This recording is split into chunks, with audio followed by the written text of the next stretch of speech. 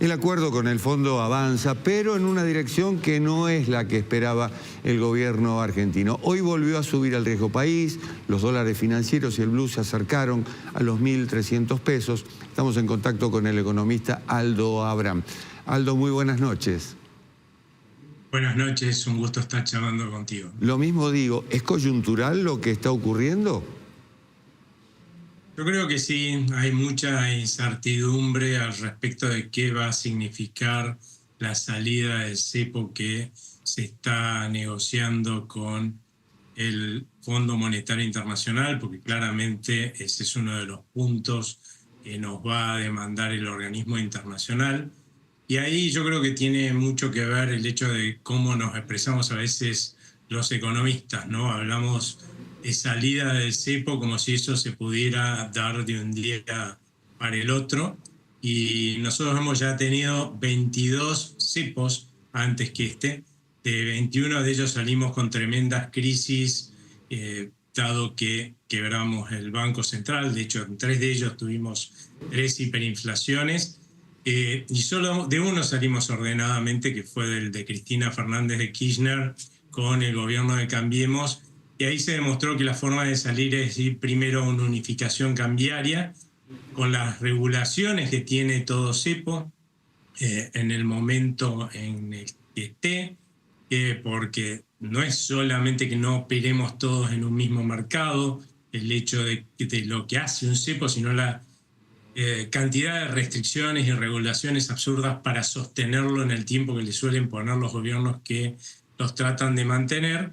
Y luego se van sacando el resto de las regulaciones, cosa de que cuando uno va a la unificación cambiaria, la incertidumbre es menor y entonces uno ve que las cosas, que uno asimila la situación con naturalidad y después, bueno, se va sacando distintas regulaciones y cuando lo hicimos así, se demostró que se sale por debajo de los dólares paralelos y cerca, y yo creo que esos van a ser los pasos que vamos a seguir hacia adelante y no va a haber grandes sustos, pero bueno, es lógico que con el prontuario que tiene la Argentina haya muchos que tengan dudas, ¿no? Ahora, más allá de la salida del cepo, también pensamos un riesgo país alto, más de 700 puntos, reservas muy bajas, 8.000 millones, y falta de inversiones. ¿Qué es primero, el cepo o las inversiones? Claramente el cepo es un problema para evaluar inversiones en la Argentina. Si no salimos del cepo, no es que nadie va a invertir en el país, pero seguramente las inversiones de argentinos y extranjeros van a ser mucho menores y por lo tanto por eso es deseable que cuanto antes vayamos a una unificación cambiaria y a posteriori se desarmen el resto de las regulaciones que hacen al cepo, porque eso lo que va a traer es mucha más confianza. De hecho, seguramente vamos a ver que se cae el riesgo país. ¿Por qué? Porque, por ejemplo, vamos a dejar de discutir si hay atraso cambiario o no, que el dólar va a valer lo que tenga que valer en el mercado.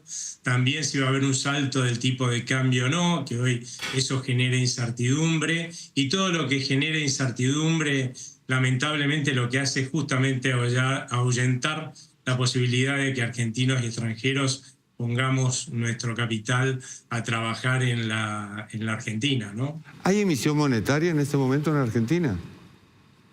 Hay emisión monetaria, no para financiar al gobierno, eso se acabó desde la asunción del gobierno de Javier Milei, pero sí porque una de las cosas que sucedió es que el gobierno heredó un banco central sumamente quebrado y lo que permitió el no financiar más desde el Banco Central al Tesoro es poder acercar cada vez más el ritmo de emisión de pesos a lo que la gente demanda, que es un poco lo que hacen los países que tienen un dígito de inflación al año, sus bancos centrales. Pero nosotros tenemos un pequeño problema que espero que se resuelva con el acuerdo con el fondo, es que no tenemos todavía reservas propias. Más allá de que hoy el Banco Central tiene un nivel de quiebra muchísimo menor que cuando asumió esta gestión,